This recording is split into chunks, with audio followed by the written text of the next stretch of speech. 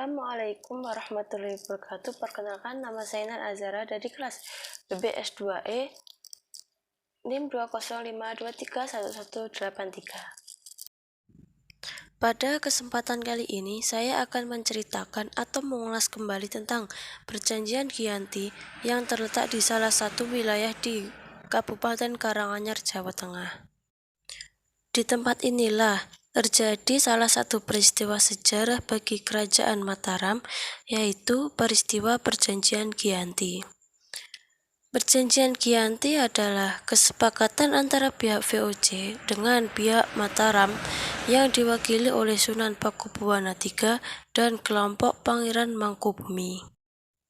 Perjanjian Giyanti ditandatangani pada tanggal 13 Februari 1755 di Dukuh Kerten, Desa Jatiharjo, Kabupaten Karanganyar, Jawa Tengah. Bagi Belanda, perjanjian ini memberi banyak keuntungan. Kekuasaan Belanda semakin kuat mencengkeram tanah Jawa. Setelah perjanjian ditandatangani, Jawa sepenuhnya berada di bawah pengaruh VOC. Berebut kekuasaan Mataram. Kisah perpecahan Jawa dari pertikaian antara anggota keluarga istana Kasunanan Surakarta, pewaris kekuasaan bangsa Mataram. Tiga tokoh utama yang terlibat dalam perang saudara ini yaitu yang pertama ada Sunan Pakubuwana II, Pangeran Mangkubumi, dan Raden Mas Said alias Pangeran Sambernyawa. Pakubuwana II, raja pendiri Kasunanan Surakarta, dan Pangeran Mangkubumi adalah kakak beradik, sama-sama putra dari Amangkurat IV, penguasa Mataram periode 1719 sampai 1726. Adapun Raden Mas Said merupakan salah satu cucu Amangkurat IV atau keponakan Pakubuwana II dan Pangeran Mangkubumi. Raden Said mengklaim bahwa ia berhak atas tahta Mataram yang diduduki pamannya, Pakubuwana II. Ini lantaran ayah Raden Mas Said, Pangeran Arya Mangkunegara, adalah putra sulung Amangkurat IV. Arya Mangkunegara seharusnya menjadi Raja Mataram sebagai penerus Amangkurat IV. Namun, lantaran kerap menentang kebijakan VOC, ia diasingkan ke Sri Lanka hingga meninggal dunia. VOC lantas menaikkan putra Amangkurat IV lainnya, yakni Pangeran Prabasuyasa sebagai penguasa Mataram selanjutnya. Prabasuyasa inilah yang kemudian bergelar Pakubuwana II pada tahun 1745 sampai 1749 dan memindahkan istana dari Kartosuro ke Surakarta. Maka berdirilah Kasunanan Surakarta sebagai bentuk paling baru kerajaan turunan Mataram. Atas dasar inilah Raden Said mengobarkan perlawanan terhadap VOC untuk menuntaskan dendam ayahnya. Ia juga menuntutnya sebagai pewaris kuasa Mataram yang telah didirikan kepada Pakubuwana II oleh Belanda. Namun bukan hanya Raden Mas Said yang merasa berhak atas tahta. Saudara kandung Pakubuwana II, Pangeran Mangkubumi, juga berasal serupa. Ia sempat menemui pejabat VOC di Semarang pada tahun 1746 dan meminta dirinya diangkat sebagai raja, akan tetapi ditolak. Penolakan itu membuat Pangeran Mangkubumi kesal, namun tidak mungkin baginya pulang ke istana.